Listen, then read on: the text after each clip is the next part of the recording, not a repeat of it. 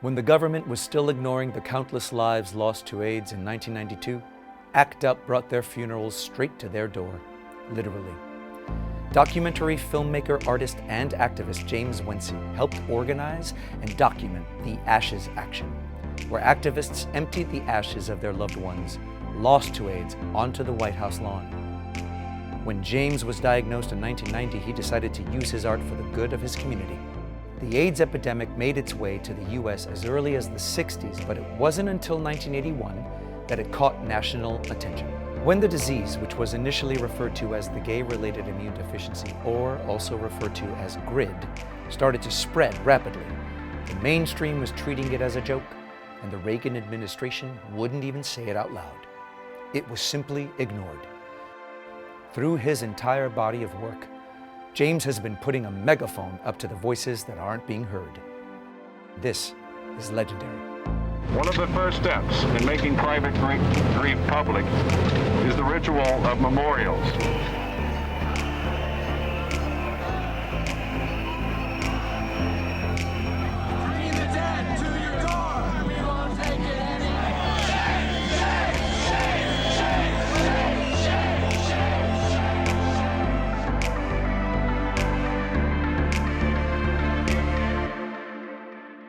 I'm Javier Muñoz, and I'm sitting here with James Wentzy, documentarian, artist, photographer, activist. What in the context of that time, in the context of that era, motivated you and inspired you? What in that climate reached you? In '85, I called an AIDS helpline and asked, should I get tested? And they said, well, you're a gay man, you're promiscuous or somewhat promiscuous. Don't bother getting tested, just assume you're positive, which wasn't a bad suggestion. And in '85, there were no drugs, and so I took it to heart. But I followed up in 1990, not asking them if I should get tested. I just went and got tested, and it's one of those 2 weeks wait at the time. You waited 2 weeks, and every other day you think, yes, no, yes. And but it was yes. And then I walked across the Brooklyn Bridge wondering, now what am I supposed to do? Robert Farber, an artist who had lived with AIDS for a long time, and Robert said, I should take you to an ACT UP meeting. Wow. So he did, and I was so impressed. It's like 300 people in a room. We feel the energy. I knew what I could do in ACT UP, document everything. And that's what I did. They are lying down. As you can see, they are being instructed by the leaders or the organization to do so. And as you can see, it's quite a mess here. People are having a very difficult time getting home. So far, there has been no violence, although happy commuters as they try to make their way home.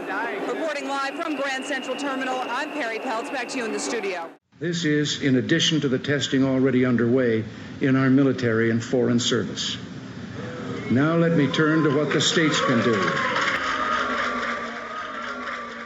I look back and I think I can read language and surrounding HIV and AIDS, the lack of knowledge surrounding HIV and AIDS, and the government response to it. And when Reagan finally speaks up, it's with fear, it's with ignorance.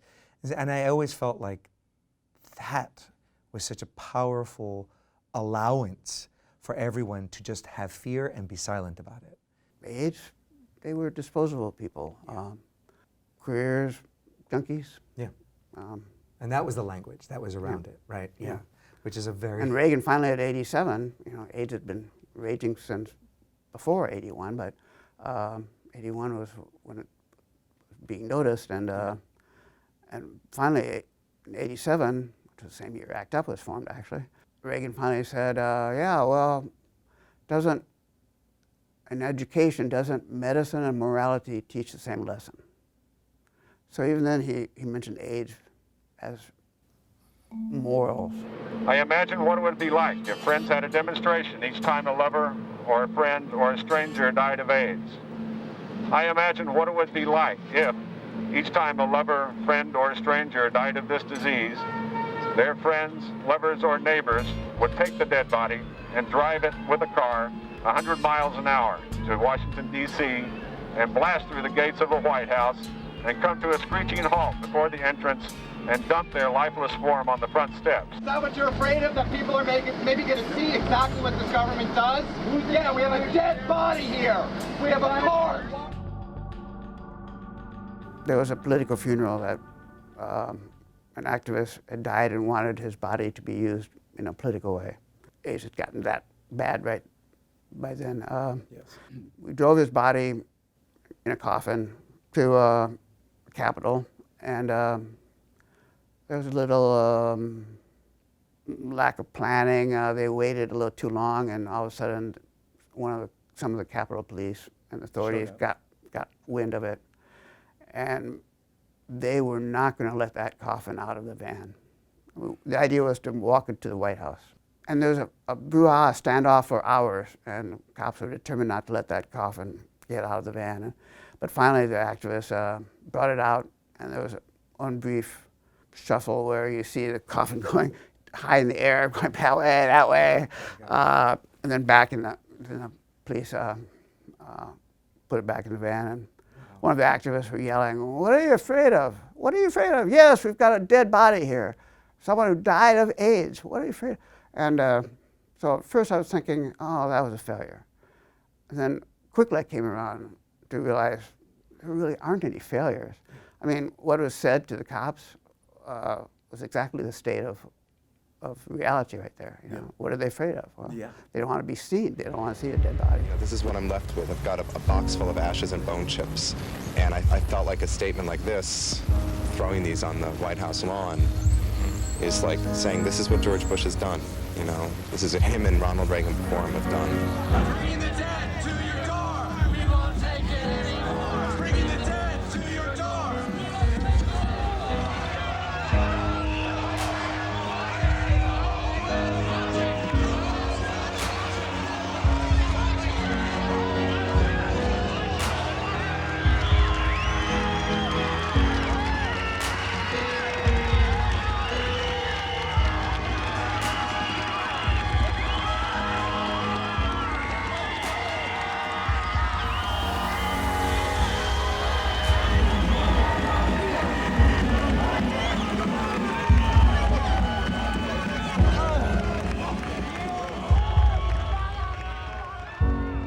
Can we talk about the ashes action? For anyone to have that desire inside that they would prefer to have their body, their vessel, be used politically, what inspired that action?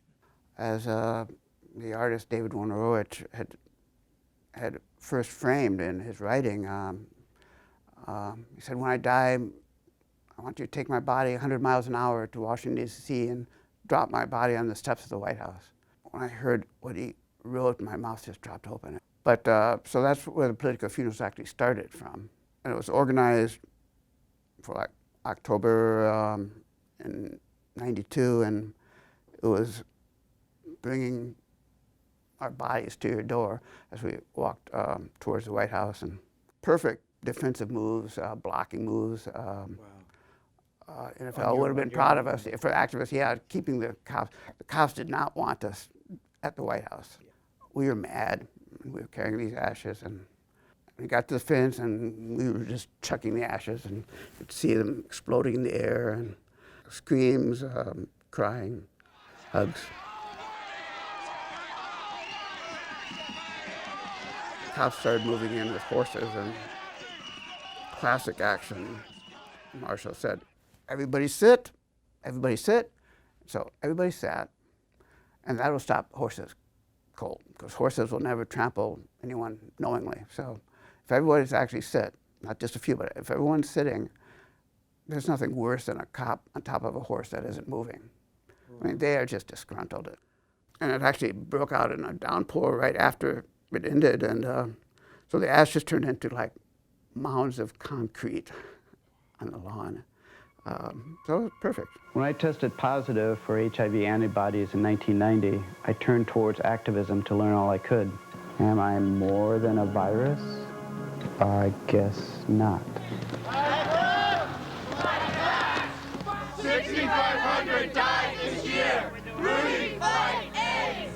They go so fast, they don't even have time to close their eyes.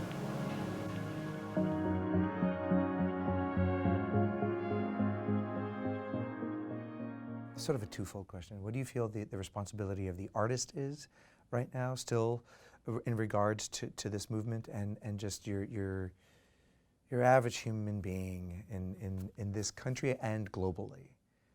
Because I always kind of had a problem being able to define the definition of art. So I finally just defined it as life. It's just life. But at a certain point, when you're a little more cocksure of yourself, I think it's important to do something for other people. And it goes back to society to make it a little bit better. Very well. Jim Wentzy. We beg, we pray, we demand that this epidemic end. Not just so we may live, but so that Mark's soul may rest in peace at last. This fight is not over till all of us are safe. Act up, fight back, fight AIDS.